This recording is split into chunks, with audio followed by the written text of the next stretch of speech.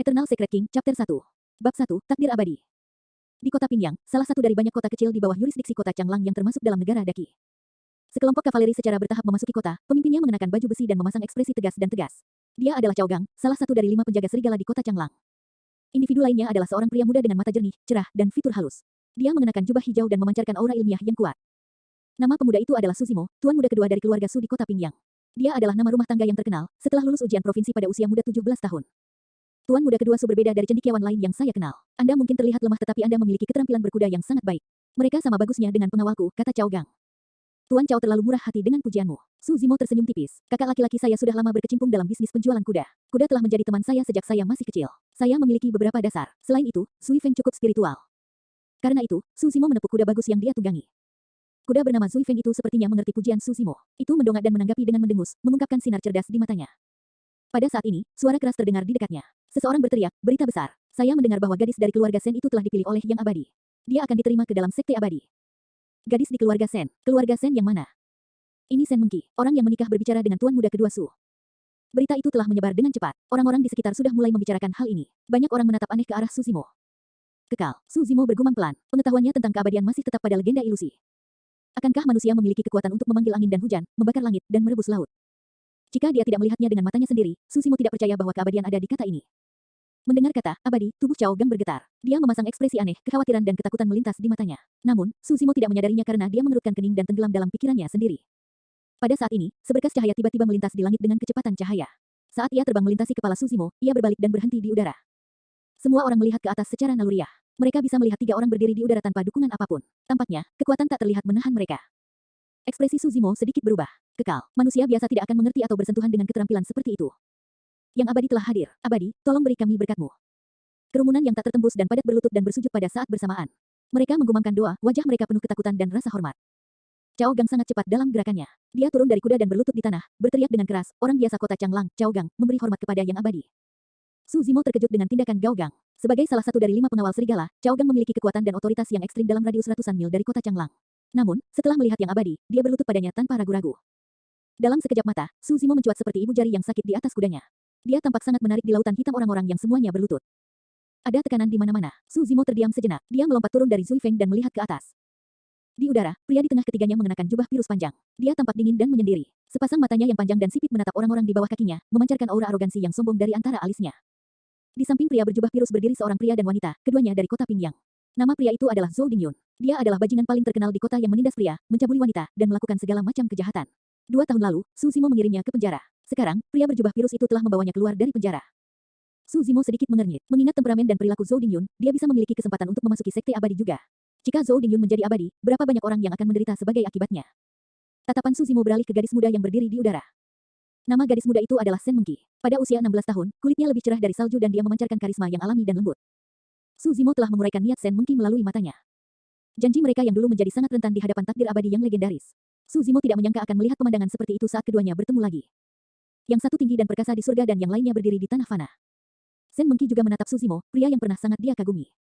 Suatu kali, Su Zimo tak terkalahkan di dalam hatinya. Tercerahkan pada usia 3 tahun, mahir dengan 4 buku dan 5 klasik pada usia 7 tahun, lulus ujian perguruan tinggi pada usia 12 tahun dan menyelesaikan ujian provinsi pada usia 17 tahun. Bakat seperti itu belum pernah terjadi sebelumnya di negara Daqi. Dia pasti akan menjadi raksasa di antara manusia di masa depan. Di bawah campur tangan penatua tuan muda Su Zimo tidak pernah belajar seni bela diri. Meski begitu, Sen Mengki percaya bahwa Su Zimo juga akan bisa naik peringkat resmi jika dia mengambil seni bela diri. Namun, Sen Mengki menemukan bahwa dia salah. Prestasi Su Zimo akhirnya menjadi milik dunia fana. Itu tidak layak disebutkan di mata Yang Abadi. Itu hanya sebuah kesempatan dan dia sudah memenuhi syarat untuk memandang rendah Su Zimo. Mortal, kenapa kamu tidak berlutut? Tiba-tiba, suara interogasi ini meledak di telinga Su Zimo seperti guntur yang menyambar tanah.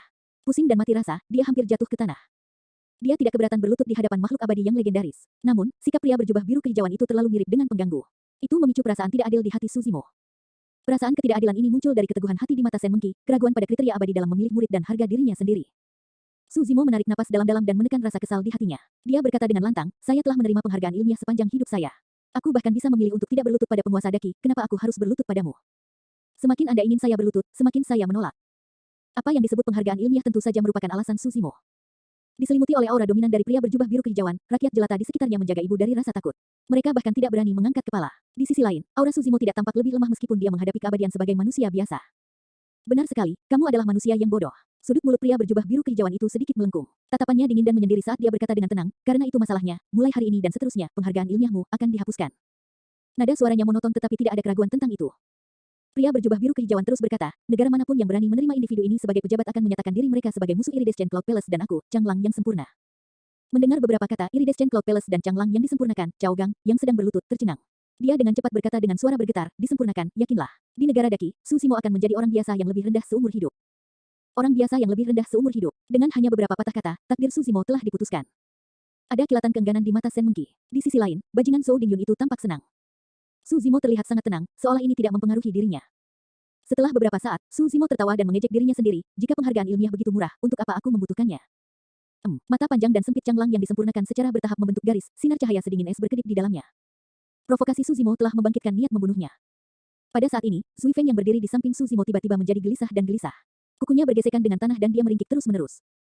Su Zimo tanpa ekspresi tapi jantungnya melonjak. Zui Feng juga berperilaku seperti ini selama beberapa kesempatan dia menghadapi bahaya di masa lalu. Ini sebenarnya adalah binatang spiritual. Beraninya dia membuat keributan di depanku. Changlang yang sempurna memberikan teriakan samar. Dia mengulurkan jari telunjuknya dan mengarahkannya ke Zui Feng dengan ringan. Tidak ada waktu untuk bereaksi. Kilatan lampu merah telah memasuki tubuh Zui Feng. Di bawah tatapan semua orang, semburan api yang membakar keluar dari dalam tubuh Zui Feng dan menelan Zui Feng dalam beberapa saat. Swoosh! Nyala api ini kuat dan benar-benar akan menelan Su Zimo juga. Su Zimo tidak selemah cendekiawan pada umumnya. Namun, dia belum pernah melihat metode eksentrik seperti itu. Dia benar-benar terpana dan berdiri terpaku di tanah. Dengan Su Zimo hampir dilalap api, Zui Feng meringkik dengan sedih dan berlari kencang. Membatu, kerumunan melarikan diri ke segala arah.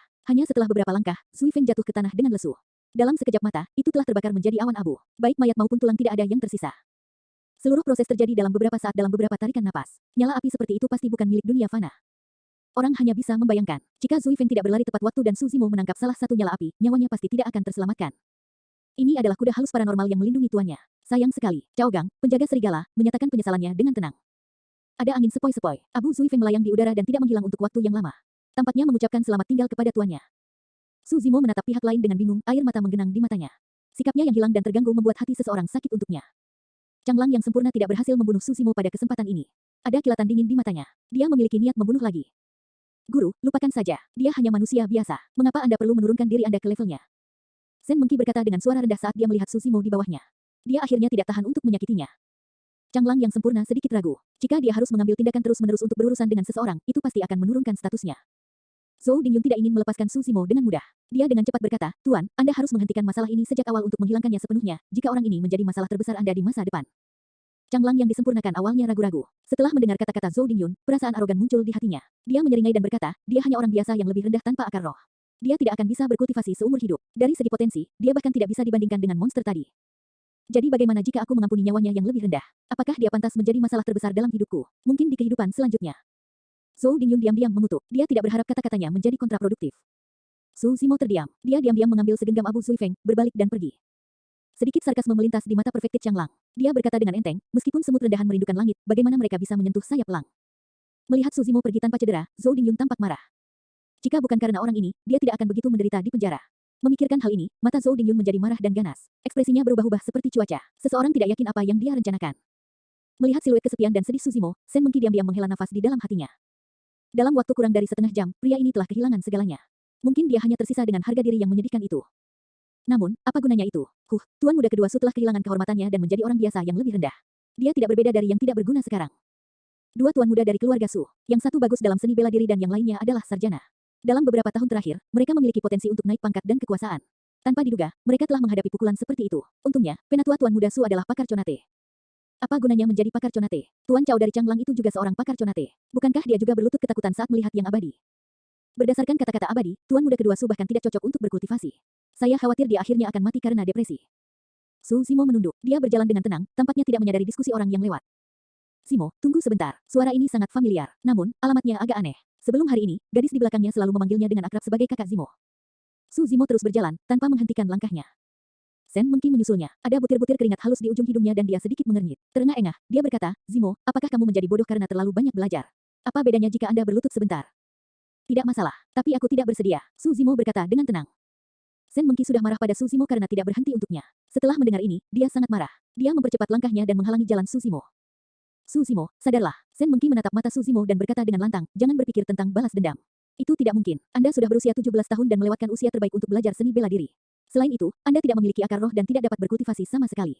Bahkan jika Anda mencapai tingkat postnatal atau conate, itu adalah kemampuan fana. Itu masih rentan di hadapan yang abadi. Su Zimo terdiam. Dia memandang Sen Mengki dengan tenang. Sen Mengki tidak bisa menahan tatapan Su Zimo. Dia menundukkan kepalanya dan berkata dengan lembut, "Ya, kami memang punya janji.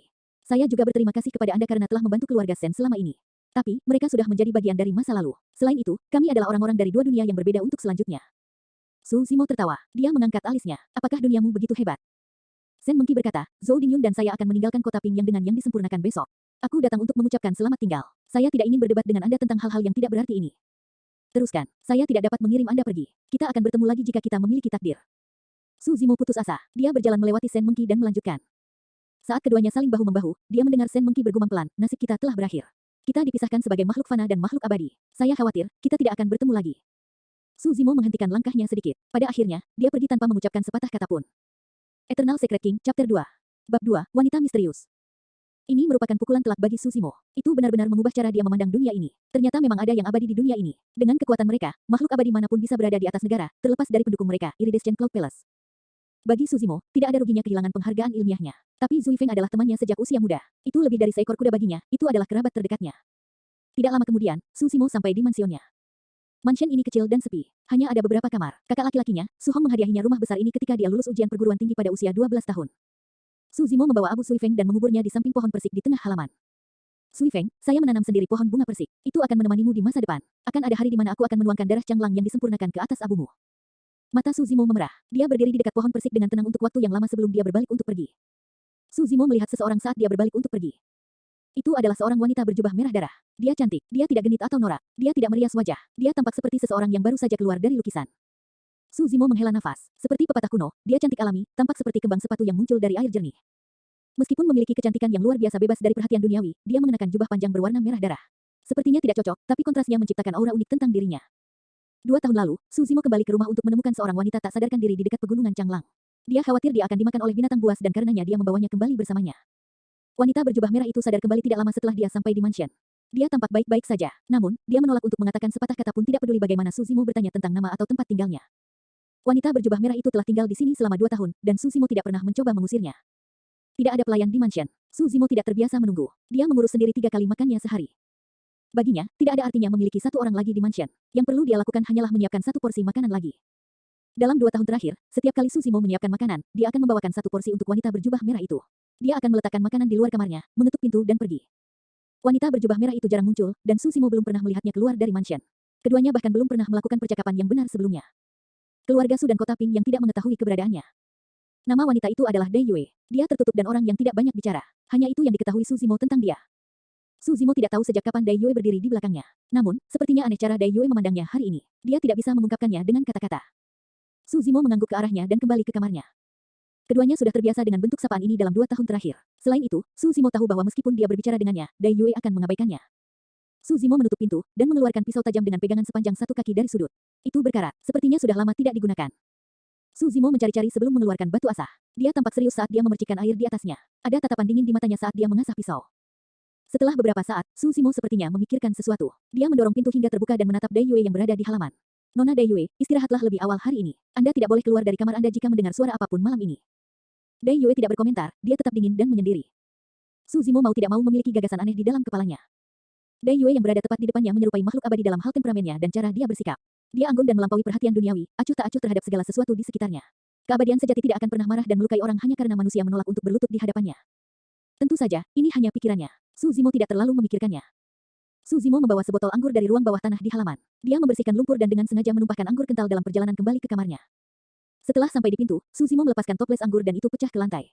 Anggur tumpah ke seluruh lantai, mengeluarkan bau yang kuat. Dai Yue menyaksikan seluruh adegan. Ada senyum samar di sudut bibirnya. Su Zimo masuk ke kamar tetapi tidak menutup pintu dengan rapat, membiarkannya tidak terkunci. Su Zimo pergi ke pojok dan terus mengasah pisaunya. Itu ditakdirkan untuk menjadi kacau malam ini. Su Zimo menunggu. Dia sedang menunggu seseorang. Malam yang gelap telah tiba. Sosok licik mengikuti sepanjang dinding dan menyelinap ke rumah Su Zimo. Dia membuat keributan yang cukup besar ketika dia mendarat di lantai. Sosok gelap itu bergegas ke sudut dengan tangkas. Sosok gelap itu menunggu beberapa saat di sudut. Halaman tampak sunyi dan tidak ada kelainan sedikit pun. Sosok gelap itu akhirnya berdiri dan mengeluarkan belati dari pinggangnya. Belati dingin berkilauan dalam gelap. Melalui kemilau belati, samar-samar orang bisa mengatakan bahwa Zhou Dingyun yang bergabung dengan sekte abadi bersama Sen Mengki. Zhou Dingyun adalah orang yang membalas dendam atas keluhan terkecil. Awalnya, dia mewaspadai keluarga Su dan Su Zimo yang memiliki penghargaan ilmiah. Sekarang Su Zimo direduksi menjadi orang biasa yang lebih rendah, sementara dia telah bergabung dengan sekte abadi, melonjak ke ketinggian baru, dia tidak akan membiarkan Su Zimo pergi dengan mudah. Selain itu, dia akan membunuh Su Zimo tanpa ada yang tahu malam ini dan meninggalkan kota Ping yang dengan canglang yang disempurnakan besok. Bahkan jika keluarga Su menyadari pembunuhan itu, mereka tidak akan berani membuat masalah, jika tidak, canglang yang disempurnakan dapat memusnahkan seluruh keluarga mereka saat marah. Zhou Dingyun tidak terlalu terampil kecuali dia kuat dan memiliki kekuatan fisik. Dia percaya bahwa akan mudah untuk menjatuhkan seorang sarjana yang lemah. Dia melangkah dengan hati-hati dan mencium aroma anggur yang kuat. Dia menyapu pandangannya ke halaman dan memperhatikan ada sebotol anggur pecah di depan salah satu kamar. Haha, Zhou Dingyun merasa tenang. Dia menyeringai. Memang, kamu belum pernah mengalami kemunduran sebelumnya dan memutuskan untuk menenggelamkan kesedihan dalam anggur. Anda pasti mabuk berat sekarang. Itu bagus. Saya akan memotong tendon tangan dan kaki Anda dan meluangkan waktu untuk menyiksa Anda. Zhou Dingyun berjalan angkuh ke pintu kamar. Ruangan itu tidak terkunci. Dia mengintip melalui pintu dan melihat bahwa sepertinya ada seseorang yang terbaring di tempat tidur. Tapi cahayanya lemah, karena itu dia tidak bisa melihat dengan jelas. Zhou Dingyun tidak berhenti untuk berpikir tetapi mendorong pintu terbuka dengan ekspresi mengancam di wajahnya, berlari ke dalam ruangan. Ada bau anggur yang lebih kuat di ruangan itu. Zhou Dingyun mengerutkan kening dan berjalan diam-diam menuju tempat tidur. Ketika dia hendak mencapai tempat tidur, sebuah bayangan keluar dari balik pintu seperti hantu. Tiba-tiba, ada cahaya dingin di kegelapan. Zhou Dingyun belum bereaksi dan dia bisa merasakan sentuhan dingin di lehernya. Itu berduri dan ada suara dingin di sebelah telinganya. Bergerak dan aku akan membunuhmu. Zhou Dingyun merasakan hawa dingin di punggungnya. Dia merinding di sekujur tubuhnya. Dia mungkin kuat secara fisik, tetapi Zhou Dingyun tidak dapat mengerahkan kekuatan apapun. Dia tahu betul bahwa benda yang ada di lehernya adalah senjata tajam, yang bisa dengan mudah menembus tenggorokannya. Ah, siapa kamu? Zhou Dingyun panik, merasa tenggorokannya tertusuk, dan cairan hangat mengalir dari leher ke dadanya. Perasaan itu menakutkan, seolah-olah hidupnya terkuras sedikit demi sedikit tetapi tidak ada yang bisa dia lakukan. Tiba-tiba, seseorang menarik rambut Zhou Dingyun dengan paksa dan menyentaknya ke belakang. Ada rasa sakit yang merobek di kulit kepalanya. Rasanya seolah-olah hampir robek dari kepalanya. Ah, Zhou Dingyun menjerit kesakitan. Kaki Zhou Dingyun lemas dan dia jatuh berlutut karena rasa sakit yang parah dan pisau yang mengancam jiwa di lehernya. Zhou Dingyun tidak pernah merasa begitu dekat dengan kematian. Coba lihat siapa aku. Orang di belakangnya berbicara lagi. Itu dingin dan menakutkan, seolah-olah orang itu adalah hantu dari neraka, mencari nyawanya. Zhou Dingyun mengangkat kepalanya ke belakang dengan postur yang aneh, melebarkan matanya untuk melihat ke atas. Sekali pandang pada orang itu dan Zhou Dingyun dilanda teror. Dalam kegelapan, Su Zimo tidak memiliki aura ilmiah seorang sarjana. Ekspresinya suram dan mengancam, matanya tajam dan menakutkan. Ekspresi matanya lebih dingin dari pisau tajam di tangannya. Pada saat ini, Zhou Dingyun dapat merasakan tekad dan niat kuat Su Zimo untuk membunuh. Oh tidak, sekarang Su Zimo telah kehilangan kehormatan ilmiahnya dan direduksi menjadi orang biasa yang lebih rendah. Dia serius ingin membunuhku. Tidak, saya bergabung dengan sekte abadi. Aku tidak bisa mati. Ribuan pikiran melintas di benak Zhou Dingyun dalam sepersekian detik itu. Mereka semua berubah menjadi keinginan kuat untuk bertahan hidup. Zhou Dingyun bergetar. Kakak tidak bisa membunuhku. Jika orang lain mengetahuinya, kakakmu tidak bisa lepas dari kematian.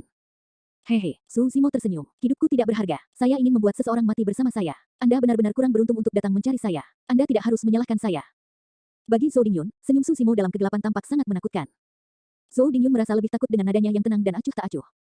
Gila, Su Zimo gila. Dia baru saja berteriak ketika Zhou Dingyun merasakan sedikit gerakan pisau tajam di tenggorokannya. Zhou Dingyun mengalami gangguan mental karena rasa sakit yang berdenyut di tenggorokannya. Es kedua Tuan Muda Su, saya mohon Anda untuk mengampuni hidup saya yang murah. Saya tidak akan pernah melakukan kejahatan di masa depan. Tuan Muda kedua Su, aku bersumpah bahkan jika aku cukup beruntung untuk bergabung dengan sekte abadi, aku tidak akan pernah membalas dendam padamu. Jika tidak, saya akan menderita kematian yang menyakitkan di mana panah yang tak terhitung jumlahnya menembus jantung saya. Su Zimo terdiam. Dia menyipitkan matanya dan menatap Zhou Dingyun. Zhou Dingyun semakin panik karena kesunyian yang mematikan. Zhou Dingyun tidak tahu apa yang ada di pikiran Su Zimo. Waktu berlalu, tepat ketika Zhou Dingyun hampir putus asa, cengkeraman di kulit kepalanya mengendur dan pisau tajam di lehernya dicabut perlahan. Enyahlah, Su Zimo berkata dengan dingin. Bagi Zhou Dingyun, kata itu terdengar seperti suara abadi. Dia merasa seolah-olah dia sedang diampuni. Dia merangkak dan berguling, melarikan diri dari kamar. Zhou Dingyun menutupi luka di lehernya dengan tangannya dan berlari ke halaman, terengah-engah. Setelah lolos dari kematian, Zhou Dingyun mengertakkan gigi dan memiliki pikiran jahat lagi. Su Zimo bagaimanapun juga adalah seorang sarjana. Sebelumnya dia sudah siap, tapi saat ini, dia tidak akan memiliki kesempatan untuk bertahan hidup. Ada tatapan membunuh di mata Zhou Dingyun. Dia tidak bisa membantu tetapi berbalik untuk melihat ke arah ruangan. Su Zimo berdiri di ambang pintu. Dia mengenakan pakaian hijau, dengan pisau tajam yang memiliki pegangan sepanjang satu kaki di tangan kanannya. Matanya dingin, dia tampak seperti harimau yang mampu melahap manusia. Ada aura pembunuh tentang dia. Ada rasa ejekan dalam ekspresinya, dia sepertinya telah melihat melalui Zhou Dingyun. Pikiran jahat Zhou Dingyun lenyap seketika. Zhou Dingyun tidak tahu seberapa dalam luka di lehernya, dan dia tidak tahu apakah Su Zimo punya trik lain di lengan bajunya. Tidak peduli apa, dia tidak akan mengambil risiko lagi. Balas dendam adalah hidangan yang paling enak disajikan dingin. Dengan itu, Zhou Dingyun segera melarikan diri dari mansion. Eternal Secret King, Chapter 3. Bab 3, Setan Klasik Tertinggi. Su Zimo menunggu sampai Zhou Dingyun sudah lama pergi sebelum dia menghela nafas panjang, wajahnya tampak pucat. Pertemuan itu singkat tapi berbahaya. Tapi untungnya, itu seperti yang dia prediksi. Su Zimo mencatat sepotong informasi selama percakapan dengan Shen Mengqi. Dia dan Zhou Dingyun akan meninggalkan kota Ping yang dengan canglang yang disempurnakan besok. Su Zimo berharap Zhou Dingyun pasti akan membalas dendam malam ini. Su Zimo berpikir untuk mencari bantuan dari keluarga Su. Tapi dengan cara ini, selain melibatkan keluarga Su, itu tidak akan mengubah hasilnya sama sekali. Ini karena Zhou Dingyun tidak bisa dibunuh. Dia bukan lagi bajingan seperti dulu. Sebaliknya, dia akan bergabung dengan Sekte Abadi. Jika dia meninggal, Changlang yang disempurnakan pasti akan datang mencarinya. Pada saat itu, siapa yang bisa menghentikannya? Su Zimo belum pernah membunuh siapapun sebelumnya. Tetapi ketika pisau itu menyentuh tenggorokan Zhou Dingyun, dia sama sekali tidak gugup, takut atau takut. Sebaliknya, dia sedikit bersemangat dan ingin mencoba. Dia tidak peduli dengan apa yang akan terjadi besok. Langit mungkin runtuh atau tanah mungkin tenggelam. Dia akan bisa menghilangkan rasa frustrasinya yang terpendam jika dia membunuh si pengganggu. Itu akan sangat keren. Su Zimo memang memiliki aura dan niat membunuh. Dia tidak menyamarkannya. Dia hampir tidak bisa mengendalikan dirinya dan ingin menikamnya dengan pisau. Ini adalah pertama kalinya Su Zimo menemukan bahwa darah yang mengalir di dalam dirinya bukanlah darah sarjana, tetapi lebih dari seorang jenderal di medan perang yang terbiasa membunuh, atau orang-orang biadab yang percaya pada mata ganti mata. Dia mungkin dulu memiliki penghargaan ilmiah, tapi dia tidak bisa menghentikan pelaku kejahatan. Sebaliknya, pisau tajamnya yang membuat mereka pergi. Belajar keras selama bertahun-tahun tidak bisa dibandingkan dengan ketajaman pisau. Su Zimo menertawakan dirinya sendiri. Seorang sarjana memang tidak berguna. Dia hanya bisa melakukan sebanyak ini. Su Zimo kembali ke kamar. Dia membuang pisaunya ke samping, berbaring di tempat tidur, tetapi dia tidak tidur sama sekali. Dia khawatir tentang satu hal. Mengingat temperamen Zhou Dingyun, dia pasti akan kembali ke kota Ping yang setelah berkultivasi dan membalas dendam atas apa yang terjadi hari ini. Dia akan menemui ajalnya saat itu. Mungkin sebulan kemudian, atau mungkin setahun kemudian atau 10 tahun kemudian. Namun demikian, Zhou Dingyun pasti akan kembali. Su Zimo mengetahuinya dengan sangat baik, tetapi dia harus mentolerir tindakan jahatnya hari ini. Itu karena jika dia membunuh Zhou Dingyun, dia pasti akan mati besok. Namun, jika dia melepaskan Zhou Dingyun, setidaknya masih ada secercah harapan. Secercah harapan adalah bahwa dia akan dapat memperoleh kemampuan untuk melawannya sebelum Zhou Dingyun kembali setelah menyelesaikan kultivasinya. Tapi, apakah itu mungkin? Apa itu akar roh? Mengapa dia tidak memiliki akar roh? Mengapa dia tidak bisa berkultivasi tanpa akar roh? Mengapa? Su Zimo merasa bingung. Dia ingin tahu tentang Sekte Abadi dan bingung tentang masa depan. Kelopak mata Su Zimo terasa berat dan dia tertidur. Su Zimo mengalami mimpi yang aneh. Dalam mimpi itu, seorang yang abadi berbisik ke telinganya. Apakah kamu ingin berkultivasi? Ya, Su Zimo akan senang melakukannya. Belum pernah dia merasa begitu berhasrat untuk memiliki kekuasaan. Su Zimo merasa ada yang aneh. Su Zimo terkejut bangun tak lama setelah itu. Dia duduk tiba-tiba, ada ketidakpastian di matanya, dan punggungnya bermandikan keringat dingin. Dia akhirnya menyadari apa yang salah. Ini bukan mimpi. Seseorang benar-benar bertanya apakah dia ingin berkultivasi. Su Zimo bangkit dan membuka pintu, menyaksikan pemandangan yang tidak akan pernah dia lupakan seumur hidupnya. Ada keindahan yang sangat indah di sebelah pohon bunga persik di halaman. Dia mengenakan jubah merah darah. Dia berdiri di sana dengan mata berbinar, mengawasinya diam-diam. Awan sepertinya telah menghilang, dan sinar bulan sejernih air. Kelopak bunga persik jatuh dari pohon dan wanita itu berdiri di tengah-tengahnya. Sepertinya ada kabut dan awan di senja. Ini tidak terlihat seperti dunia fana. Apakah kamu ingin berkultivasi? Dai Yue bertanya sekali lagi. Suaranya lembut dan menyenangkan, tampak agak malas. Su Zimo menarik napas dalam-dalam dan perlahan menjadi tenang. Dia memiliki banyak pertanyaan dan keraguan. Tapi dia hanya berhasil mengucapkan satu kata. Ya. Ya, aku akan mengajarimu. Dai Yue menjawab dengan santai. Seolah-olah mengajar Su Zimo adalah tugas sederhana seperti makan atau berpakaian. Su Zimo berjalan menuruni tangga batu dan berhenti di depan Dai Yue. Dia menatap matanya yang jernih dan berair. Dai Yue juga menatapnya. Setelah beberapa saat, Su Zimo menyadari bahwa wanita di depannya seperti sebuah misteri. Dia tidak bisa melihat menembusnya sama sekali. Sebaliknya, Su Zimo merasa seolah-olah dia dilihat oleh Dai Yue, dan dia tidak bisa menyembunyikan rahasia apapun darinya. Untuk sesaat, Su Zimo berpikir bahwa Dai Yue tahu semua yang terjadi padanya hari ini. Dia tahu semua yang dia pikirkan. Saya tidak memiliki akar roh. Su Zimo butuh beberapa saat sebelum dia berkata. Ada teknik kultivasi yang tidak membutuhkan akar roh. Teknik kultivasi apa itu? Su Zimo bertanya secara otomatis. Teknik kultivasi dari klan iblis. Dai Yue melebarkan matanya dan ada aura khusus tentang dirinya. Wajah Su Zimo berubah dan dia mau tidak mau mundur setengah langkah. Meskipun dia tidak tahu apa-apa tentang kultivasi, Su Zimo tahu bahwa manusia dan iblis berasal dari jalan yang berbeda. Menurut legenda, ada banyak kasus di mana setan jahat merugikan manusia. Apakah dia ingin mengolah teknik kultivasi klan iblis dan menjadi iblis jahat yang bertekad membunuh? Tidak butuh waktu lama bagi Su Zimo untuk mengambil keputusan. Aku akan belajar. Su Zimo tidak tahu akan menjadi apa dia di masa depan, tetapi dia tahu bahwa jika dia tidak menggunakan kesempatan ini, segera setelah itu, ketika Zhou Dingyun kembali, dia pasti akan mati, belum lagi apa yang akan terjadi di masa depan. Dai Yue tidak terkejut sama sekali. Sepertinya dia berharap Su Zimo akan mengatakan ya. Dia melanjutkan, jika Anda ingin mempelajari teknik kultivasi klan iblis, Anda harus menyetujui 2 syarat. Pertama, jangan tanya saya tentang identitas atau latar belakang saya akan mengajar dan Anda akan belajar. Kedua, Anda tidak boleh memberitahu orang lain tentang teknik kultivasi ini. Oke, Su Zimo mengangguk. Dai Yue melanjutkan. Satu hal lagi, jika Anda ingin mempelajari teknik kultivasi ini, Anda akan mengalami bahaya yang tak terbayangkan. Anda dapat kehilangan hidup Anda kapan saja. Jangan harap aku akan menyelamatkanmu. Su Zimo tersenyum tipis. Hidup dan mati sudah ditakdirkan. Jika ada pertanyaan, Anda dapat melanjutkan dan bertanya. Dai Yue tersenyum ringan. Ini adalah pertama kalinya dalam 2 tahun Su Zimo melihat senyuman di wajah Dai Yue. Dia mengagumi senyumnya dan sepertinya tersesat di dalamnya. Tapi Su Zimo menjernihkan pikirannya dalam sekejap dan bertanya dengan suara rendah, apa akar roh itu? Apa itu kultivasi? Mengapa Changlang yang sempurna mengatakan bahwa saya tidak dapat berkultivasi tanpa akar roh? Kultivasi, bisa juga disebut kultivasi atau kultivasi Dao. Ada 3 sekolah kultivasi besar tertua dari klan manusia, abadi, Buddha, iblis. Yang disebut akar roh adalah cara sekte abadi menyebutnya. Bagi agama Buddha, mereka menyebutnya sebagai akar kebijaksanaan, sedangkan sekte iblis menyebutnya sebagai benih iblis. Hal ini pada dasarnya sama. Sebagai manusia, jika seseorang tidak memiliki akar roh, dia tidak dapat bergabung dengan sekte manapun. Su Zimo mengerti kata-katanya. Yang dimaksud Dai Yue adalah bahwa kultivasi iblis tidak membutuhkan akar roh. Dai Yue melanjutkan, manusia memiliki panca indera, yaitu penglihatan, pendengaran, penciuman, perasa, peraba, dan akar ruh setara dengan indera keenam. Itu adalah kunci untuk merasakan aura antara langit dan bumi. Su Zimo tiba-tiba melihat cahaya. Tanpa akar roh, seseorang tidak dapat melihat aura langit dan bumi dan seseorang tidak dapat berkultivasi. Su Zimo terus bertanya, apakah ada alam yang berbeda untuk berkultivasi? Tingkat kultivator mana yang dimiliki oleh Changlang yang disempurnakan? Sekte abadi dapat dibagi menjadi Qi Condensation Realm, Foundation Realm, Golden Core Realm, Naschen Soul Realm. Dia adalah kultivator Golden Core Realm. Ada alam yang berbeda untuk kultivasi iblis, kultivasi abadi, kultivasi iblis, dan kultivasi Buddha. Itu hanyalah cara yang berbeda untuk mencapai tujuan yang sama. Tapi bagaimanapun juga, jalur Golden Core adalah jurang alami yang harus dilalui setiap orang. Ada banyak pembudidaya, tetapi setengah dari mereka akan terjebak di jalur inti emas, tanpa harapan untuk berhasil. Kultivasi harus bertentangan dengan tatanan alam dan merebut aura baik langit dan bumi. Begitu seseorang memasuki jalur inti emas, itu berarti dia mematahkan belenggu langit dan bumi untuk pertama kalinya. Umur seseorang bisa meningkat menjadi 500 tahun. Ada pepatah yang mengatakan bahwa sekali seseorang menelan obat mujarab, umurnya tidak akan ditentukan oleh alam. Dai Yue melanjutkan, teknik kultivasi yang akan kamu pelajari dibagi menjadi 9 bagian. Bagian pertama body tempering, bagian kedua transformasi tendon, bagian ketiga penguatan tulang, bagian keempat pembersihan sumsum, bagian kelima penyempurnaan organ, bagian keenam pembersihan orifis, bagian ketujuh formasi inti. Jika Anda ingin membalas dendam, Anda harus berkultivasi ke bagian ketujuh. Apa nama teknik kultivasi ini? Tanya Su Zimo, klasik mistik dari 12 Raja Iblis dari alam liar besar. Su Zimo terkejut, dia bisa merasakan aura yang kuat dan mengancam melonjak ke arahnya saat judul itu disebutkan. Itu mencekik. Body tempering, bagian pertama dari The Mystic Classic of the 12 Demon Kings of the Great Wilderness, dapat dibagi menjadi 2 bagian, untuk mengeraskan dan menghaluskan kulit dan daging. Ada berbagai metode pernapasan dan kedaluarsa, teknik, dan gerakan yang sesuai dengannya. Ada kilau setan di mata Dai Yue. Setelah itu, ada beberapa mantra yang panjang dan mendalam di benak Su Zimo.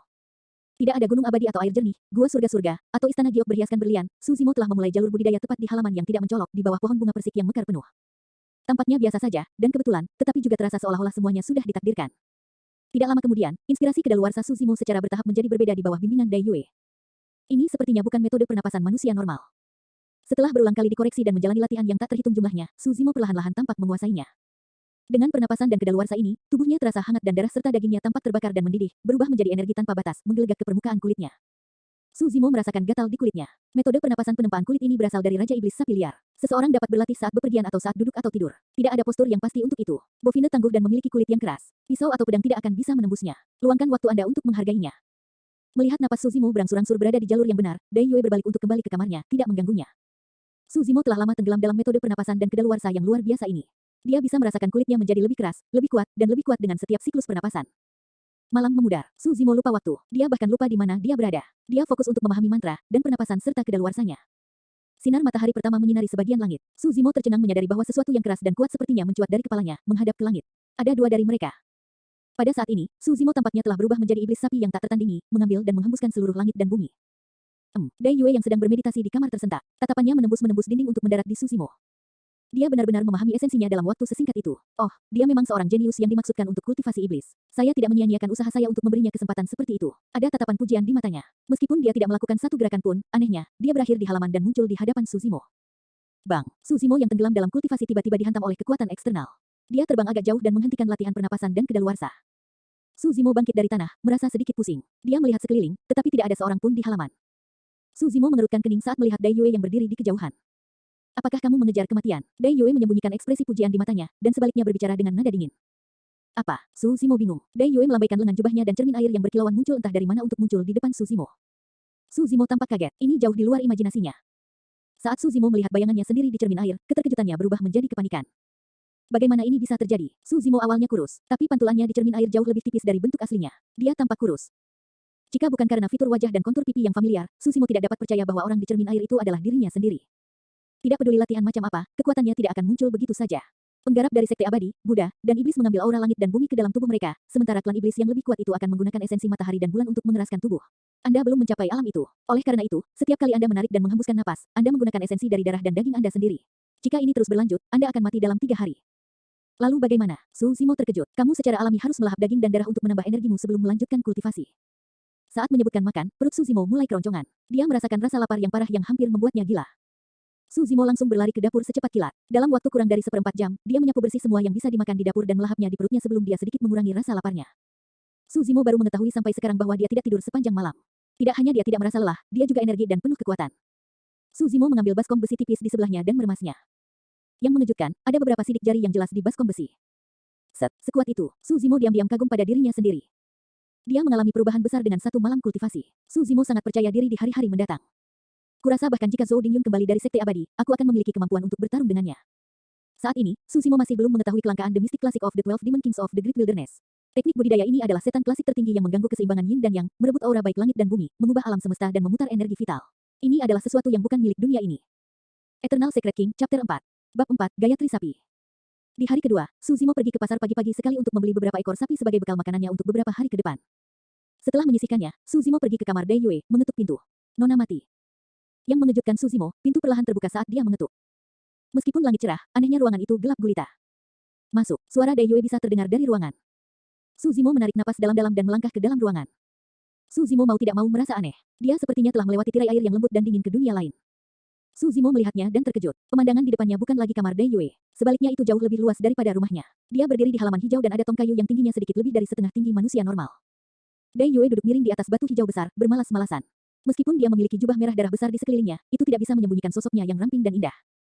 Ini, Su Zimo membuka mulutnya sedikit. Dai Yue telah menunjukkan kepadanya banyak kehebatan yang tidak dapat dipahami dalam sehari. Baginya, itu aneh dan mempesona. Ini untuk memasukkan benda terbesar ke dalam yang terkecil. Anda akan mengerti ketika Anda mencapai alam tertentu. Tidak perlu terlalu memikirkannya sekarang. Dai Yue menjawab, tidak meninggalkan ruang untuk keraguan. Ini adalah ladang kultivasi yang telah saya buat. Anda akan berkultivasi di sini di masa depan. Dai Yue melompat dengan ringan dari batu hijau. Aku akan mengajarimu 3 gaya lagi. Ini disebut Tribo Venus Style. Berlatihlah bersamaan dengan metode pernapasan dan kedaluarsa. Gaya pertama adalah Plow Heaven Stride. Meskipun hanya ada satu gaya, itu selalu berubah. Ini adalah satu-satunya cara untuk mengembangkan kekuatan kaki seseorang. Sambil berbicara, Dai Yue berjalan di atas rumput.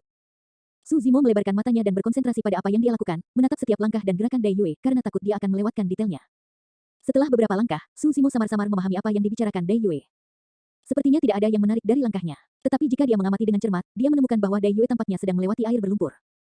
Dia menarik dadanya sedikit dan menegakkan punggungnya, menekuk lututnya dan menurunkan pusat gravitasinya.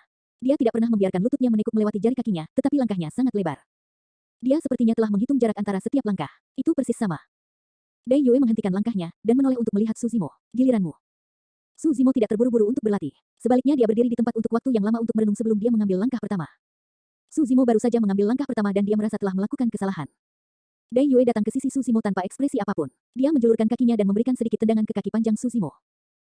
Su Zimo tersentak. Tendangan Dai Yue mengirimkan rasa sakit yang tak tertahankan di pahanya. Dia merasa seolah-olah seseorang menusuk kakinya tanpa ampun dengan jarum. Tahan posisi ini, lanjutkan. Suara acuh tak acuh Dai Yue bisa terdengar di dalam ruangan. Su Zimo menunduk dan menyadari bahwa setelah ditendang oleh Dai Yue, kaki yang diperpanjang memiliki kemiripan yang lebih tinggi dengan Plow Heaven Stride. Dia membantu mengoreksi saya. Su Zimo mengerti maksud Dai Yue. Su Zimo mengatupkan bibirnya dan mencoba mengingat kembali sikap Plow Heaven Stride, melangkah lagi dengan kaki kirinya. Salah. Telapak kaki baru saja menyentuh tanah dan suara Dai Yue terdengar lagi, diikuti dengan rasa sakit yang menusuk di kaki kiri Su Zimo. Su Zimo secara otomatis mengoreksi posisinya di bawah rangsangan rasa sakit di kakinya. Su Zimo menarik napas sebelum melangkah lagi dengan kaki kanannya. Salah. Dia bisa merasakan sengatan yang familiar lagi. Salah. Sakit menyengat. Dia terus berlatih dan dikoreksi lagi dan lagi. Pada akhirnya, Su Zimo bahkan tidak bisa merasakan kakinya. Itu mati rasa dari tendangan konstan Dai Yue. Su Zimo mengatupkan giginya, bermandikan keringat. Satu-satunya pikirannya adalah dia harus terus berjalan. Waktu berlalu tanpa dia sadari. Akhirnya, dia tidak lagi mendengar kata salah yang diteriakkan padanya. Kedengarannya seperti mimpi buruk baginya. Su Zimo juga menyadari bahwa dia mulai memahami inti dari Plow Heaven Stride. Apakah kamu tidak ingat apa yang saya ajarkan tadi malam? Su Zimo tiba-tiba melihat cahaya dengan pengingat Dai Yue. Dia mulai menggunakan metode pernapasan dan kedaluarsa yang dia pelajari kemarin malam saat dia berlatih langkah bajak langit. Pada awalnya, Su Zimo tidak bisa menerapkan keduanya secara bersamaan. Dia tidak bisa bernapas dengan benar setelah melangkah. Namun seiring berjalannya waktu, Su Zimo secara bertahap menemukan cara untuk menggunakan metode pernapasan bersama dengan langkah bajak surga. Nyatanya, metode pernapasan ini hidup berdampingan dengan langkah langit bajak. Su Zimo melaju semakin cepat, dan dia tidak lagi merasakan mati rasa di kakinya. Daging dan darahnya sepertinya terbakar, dan dia memiliki kekuatan tak terbatas di kakinya, langkahnya juga menjadi lebih lebar. Dia tidak melakukan gerakan apapun, tetapi dia mampu bergerak selebar 5 kaki dengan satu langkah. Su Zimo sangat senang mengetahui bahwa dia mempelajarinya dengan benar. Tapi samar-samar Su Zimo bisa merasakan bahwa langkah langit bajaknya sepertinya kurang. Su Zimo secara otomatis melihat ke arah Dai Yue yang duduk miring di atas batu hijau. Dai Yue memiliki ekspresi jijik di wajahnya, matanya sinis dan murung. Su Zimo berpikir dalam hati, saya sangat ahli dalam menggunakan metode pernapasan dan kedaluarsa dengan Plow Heaven Stride. Mengapa dia masih memandang rendah saya? Su Zimo merasa marah, karena itu dia sengaja berlatih langkah bajak langit, mengitari batu hijau, bergerak di depan Dai Yue. Dai Yue mencibir setelah beberapa saat. Apakah kamu berniat melatih dirimu untuk menjadi lembu? Langkah ini dimaksudkan untuk membajak surga, bukan untuk Anda membajak tanah. Su Zimo terkejut. Dia berhenti di jalurnya. Dai Yue melayang menuruni batu hijau dan pergi keluar. Dia berkata dengan dingin, ketika Anda dapat memahami arti mendalam dari membajak surga, Anda kemudian akan dapat menguasai esensi dari rangkaian gerak kaki ini. Suzimo akhirnya menyadari apa yang hilang dari Plow Heaven Strike miliknya. Setiap langkahnya seharusnya membajak jurang dari surga. Berapa banyak keberanian dan kekuatan yang dibutuhkan seseorang untuk melakukan itu. Meskipun dia terampil dalam gerak kaki ini, dia kurang memiliki semangat dan keberanian. Oleh karena itu, dia hanya bisa direduksi menjadi ternak yang membajak tanah. Bajak surga, bajak surga. Suzimo terus memikirkannya, dan perlahan-lahan dia melihat cahaya. Dai Yue berjalan keluar ruangan menuju halaman, dengan senyum tipis di wajahnya. Hilang sudah sikap kasar dan dingin yang dia perlihatkan di depan Suzimo. Dia bisa mencapai ini dengan kultivasi 1 hari 1 malam. Dia tampaknya sedikit lebih baik dari saya saat itu. Bisikan wanita itu samar-samar terdengar di bawah pohon persik, tapi itu hilang dengan angin sepoi-sepoi. Selama sebulan, Suzimo menghabiskan sebagian besar waktunya berlatih Plow Heaven Strike di bidang kultivasi. Dia bekerja keras dalam memahami esensi dari membajak surga dan memiliki pemahaman yang lebih dalam tentang gerakan kaki. Selama periode ini, Suzimo kadang-kadang keluar untuk membeli beberapa sapi dan domba dan samar-samar dia mendengar kabar. Sukses adalah istilah yang relatif. Itu membawa begitu banyak kerabat. Keluarga Sen di kota Ping yang dulunya adalah keluarga biasa. Tetapi banyak ahli petinju bekerja untuk keluarga Sen selama periode waktu ini. Di mata semua orang, tidak dapat dihindari bahwa keluarga Sen akan meraih kesuksesan. Selama Sen Mengki berhasil dalam kultivasinya, bahkan jika dia melakukan kunjungan 1 kali ke keluarganya, itu sudah cukup untuk membawa kesuksesan bagi keluarga Sen dari generasi ke generasi. Pakar pugilistik bahkan mungkin memiliki kesempatan untuk bergabung dengan sekte abadi. Mereka tidak akan keberatan bahkan jika itu sebagai pelayan mereka. Sebaliknya, keluarga Su selalu mendapat masalah akhir-akhir ini. Awalnya ada 3 keluarga besar, yaitu keluarga Zhao, keluarga Li, dan keluarga yang di kota Pingyang. Keluarga Su meraih kesuksesan dalam beberapa tahun terakhir. Selain itu, Su Hong adalah seorang pakar conate, dan Su Zimo memiliki penghargaan ilmiah. Oleh karena itu, keempat keluarga itu hidup dalam harmoni. Dan sekarang, penghargaan ilmiah Su Zimo telah dihapuskan dan dia telah direduksi menjadi orang biasa yang lebih rendah. Dia juga menyinggung yang abadi. Ketiga keluarga itu gelisah dan tidak sabar untuk mengambil alih bisnis keluarga Su di kota Pingyang dan telah terjadi beberapa konflik dan bentrokan di antara mereka. Namun, Su Zimo tidak mengambil hati ini. Ada Paman Zeng yang bertanggung jawab dalam keluarga Su, serta Liu Yu dan pakar postnatal lainnya untuk membantu. Yang paling penting adalah kakak laki-lakinya tidak ada di kota Pingyang sekarang. Ketika dia kembali, mengingat gayanya yang cepat dan kasar, dia akan mampu menekan para pelaku kejahatan itu. Hari ini, Dai Yue mendatangi Su Zimo dan berkata, aku akan mengajarimu 2 gaya lainnya. Setelah itu, Anda bisa berlatih ketiga gaya tersebut bersama-sama. Dai Yue berhenti sejenak sebelum melanjutkan. Sebagian besar gaya dalam The Mystic Classic of the 12 Demon Kings of the Great Wilderness adalah teknik membunuh. 2 gaya berikutnya dimaksudkan untuk membunuh. Ingatlah itu. Gaya pertama, Bovin's Moon Gazing. Dai Yue maju selangkah, itu adalah sikap dari Plow Heaven Strike. Dia kemudian mencondongkan tubuh ke depan, lengannya tiba-tiba terentang dari perut. Dia mengepalkan tinjunya, dengan jari telunjuknya sedikit terangkat. Dia mengusap jarinya dan bergeser sedikit ke atas. Pada saat ini, Dai Yue sepertinya menghilang tepat di depan Su Zimo. Sebagai gantinya adalah iblis sapi yang mendominasi dengan tanduknya terangkat. Lengan Dai Yue adalah tanduknya. Tinju terkepal dengan sendi jari telunjuknya yang terangkat adalah bagian tanduk yang runcing. Plow Heaven Strike adalah dasar dari Bovin's Moon Gazing. Masuk ke posisi Plow Heaven Strike dan kerahkan kekuatan di pinggang dan perut, sementara itu kepalkan tanganmu. Anda harus dapat mengisi daya ke arah atas serta melakukan dorongan ke atas. Dai Yue menjelaskan dengan detail sementara Su Zimo mendengarkan dengan penuh perhatian. Meski begitu, ketika Su Zimo benar-benar berlatih, masih tak terhindarkan bahwa dia menderita tendangan karena melakukan kesalahan. Dai Yue berdiri di samping dengan wajah dingin. Dia akan memberinya tendangan setiap kali ada kesalahan sekecil apapun. Dalam sekejap mata, 1 hari telah berlalu. Su Zimo kelaparan. Dia bergegas menyembelih seekor sapi. Dia menyiapkan wajan dan mulai merebus sepanci daging sapi yang lezat. Sambil menunggu, Dai Yue mengambil lidah sapi yang disingkirkan Su Zimo sambil berkata, ambil pisau untuk menusukku. Su Zimo terkejut. Dia tidak mengerti maksud Dai Yue. Jawab Dai Yue, aku akan mengajarimu gaya ketiga. Tidak ada cara untuk menunjukkan kepada Anda bagaimana melakukannya. Anda harus menghargai dan memahami momen perubahan itu sendiri. Su Zimo tahu bahwa mengingat kemampuan Dai Yue, bahkan jika dia mengerahkan seluruh kekuatannya, dia tidak akan menyakitinya. Su Zimo mencengkeram pisaunya dan menusuk ke arah bahu Dai Yue, sambil berkonsentrasi memperhatikan gerakannya. Dai Yue tampak menyendiri. Dia mengangkat lidah sapi yang halus dan lembut itu dan mengetuknya dengan lembut pada pisaunya. Ada suara rapuh, meninggalkan Su Zimo ternganga kaget. Lidah sapi masih utuh, sedangkan Su Zimo hanya tersisa gagang pisau di tangannya. Bilahnya telah hancur berkeping-keping ke tanah. Su Zimo menyembelih sapi itu sendiri. Ia tahu bahwa lidah sapi hanyalah lidah biasa. Itu tidak pernah bisa menahan pukulan dari pisau tajam. Selain itu, Su Zimo tidak tahu bahwa Dai Yue baru saja menggunakan kekuatan apapun. Kalau tidak, dia tidak akan memegang gagangnya. Itu akan terbang keluar dari tangannya. Ini hanyalah lidah sapi biasa, tapi itu menghancurkan pisau tajam itu berkeping-keping. Jika lidah sapi mengetuk seorang pria dan bukan pisau, apakah orang itu akan berubah menjadi bubuk? Gaya ketiga disebut saber berlidah bovine. Ini mungkin terdengar biasa, tapi itu mewakili esensi dari gaya ini. Dai Yue melanjutkan, Anda pernah bertanya kepada saya kapan Anda tahu bahwa Anda telah membuat kesuksesan awal dalam mengolah tempering kulit. Izinkan saya memberitahu Anda sekarang. Ketika telapak tangan Anda memiliki kekuatan yang sama dengan lidah sapi ini, Anda akan dianggap berhasil dalam hal itu. Eternal Secret King, Chapter 5. Bab 5, Kemalangan Keluarga Su. Su Zimo sering mendengar dari orang lain bahwa waktu berlalu sangat cepat ketika seseorang berkultivasi. Setelah dia mulai berkultivasi, dia akhirnya menyadari apa artinya. Yang mengejutkan, Su Zimo telah menghabiskan 3 bulan di ladang kultivasi, dan tubuhnya telah mengalami transformasi total. Orang lain mungkin tidak merasakan perubahan pada Su Zimo, tetapi dia mengetahuinya dengan sangat baik. Selama ini, dia sudah mahir menggunakan 2 gaya, Plow Heaven Strike dan Bovin's Moon Gazing. Ditambah dengan metode pernapasan dan kedaluarsa, kulit Su Zimo telah mengeras dan tidak dapat ditembus oleh pedang dan pisau biasa. Dia merasakan kekuatan yang luar biasa dalam setiap gerakannya. Satu-satunya hal yang membuat Su Zimo tertekan adalah sabre berlidah sapi. Dia tidak bisa mendapatkan intinya. Di ladang kultivasi, Su Zimo menarik napas dalam-dalam, menarik dadanya sedikit dan menegakkan punggungnya. Dia mengambil langkah ke depan dengan kaki kirinya, masuk ke posisi Plow Heaven Stride. Awalnya, saat Su Zimo berdiri di sana tanpa bergerak, dia terlihat seperti seorang sarjana yang lemah. Namun ketika dia melangkah maju, ada perubahan drastis pada auranya. Seolah-olah dia memiliki seluruh langit di bawah kakinya. Pada saat yang sama, Su Zimo mengerahkan kekuatan di pinggang dan perutnya, meninju tinjunya ke depan sambil menunjuk dan mendorong ke atas. Dia sepertinya mengeluarkan suara melenguh yang mirip dengan sapi. Itu dalam dan kuat, mengejutkan orang lain. Saat mengeksekusi Plow Heaven Stride dan Bovin's Moon Gazing, itu alami dan tidak dipaksakan. Ditambah dengan metode pernapasan dan kedaluarsa, itu membuat mereka semakin kuat. Dai Yue yang duduk di atas batu hijau melihat pemandangan ini dan diam-diam mengangguk. Setelah mengeksekusi Bovin's Moon Gazing, Su Zimo melanjutkan dengan membuka tinjunya dan memberikan tamparan keras. Gaya ketiga, sabar berlidah sapi. Telapak tangan membuat suara retak keras di udara. Su Zimo menghela nafas, menggelengkan kepalanya. Masih ada sesuatu yang aneh tentang itu. Telapak tangannya terlihat kuat, tetapi dia tidak dapat mengeksekusi kelenturan sabre berlidah sapi. Dai Yue mengalihkan pandangannya ke tempat lain. Baru 3 bulan berlalu, tapi Su Zimo mampu mencapai level ini. Itu sudah melebihi harapannya. Sabar berlidah sapi adalah gaya yang paling sulit dan paling kuat di antara gaya Tribovine. Tidak ada gunanya terus berlatih. Seseorang tidak akan pernah memahami esensinya. Seseorang perlu memiliki kekuatan pemahaman untuk memahami esensinya. Kalau tidak, meskipun 3 bulan, seseorang mungkin tidak dapat berhasil selama 3 tahun atau 30 tahun. Su Zimo merasa frustasi setelah terus-menerus gagal dalam gaya ini. Dia meninggalkan ladang budidaya dan berjalan-jalan di halaman, melihat sekeliling. Secara tidak sengaja, pandangan Su Zimo tertuju pada sapi yang sedang mengunyah rerumputan tidak jauh dari sana dan dia berhenti tiba-tiba. Itu adalah sapi yang paling umum di pasar. Itu digunakan oleh para petani untuk membajak sawah. Ia mengunyah rumput di mulutnya dan menelannya ke dalam perutnya. Ia kemudian menundukkan kepalanya, menjulurkan lidahnya untuk menyapu segenggam rerumputan yang lembut, menggulungnya dan memasukkannya ke dalam mulutnya. Mata Su Zimo berbinar dan dia tiba-tiba melihat cahaya. Rerumputan lembut adalah rumput sofa yang paling umum. Daunnya tipis dan ramping, dan ujungnya bergerigi. Ketika Su Zimo masih kecil, dia tergores oleh dedaunan secara tidak sengaja. Lidah sapi sangat lembut, tetapi tidak takut dengan rumput sofa ini. Telapak tangan adalah lidah sapi, sedangkan bilahnya adalah rumput sofa. Ini adalah inti dari sabre berlidah sapi. Su Zimo sangat gembira. Adegan di mana sapi memakan rumput terus muncul di benaknya. Dia mencoba untuk memahami perubahan pada saat itu dan memikirkannya berulang kali dalam pikirannya, dan mulai berlatih secara otomatis. Saya mendengar bahwa keluarga Su mengalami kemalangan. Dikatakan bahwa restoran keluarga Su sedang dihancurkan. Saya tidak berpikir itu dapat membuka untuk bisnis. Saya mendengar bahwa seseorang meninggal juga. Apakah itu serius? Su Zimo mendengar gumaman dari luar mansion, dan dia terkejut karena kultivasinya. Su Zimo tersadar dari kultivasinya dan hatinya tenggelam mendengar rumor itu. Dia mendorong membuka pintu dan berlari ke kediaman keluarga Su. Su Zimo tidak sengaja mendengar diskusi orang lain di sepanjang jalan, dan secara kasar tahu apa penyebab kemalangan kali ini.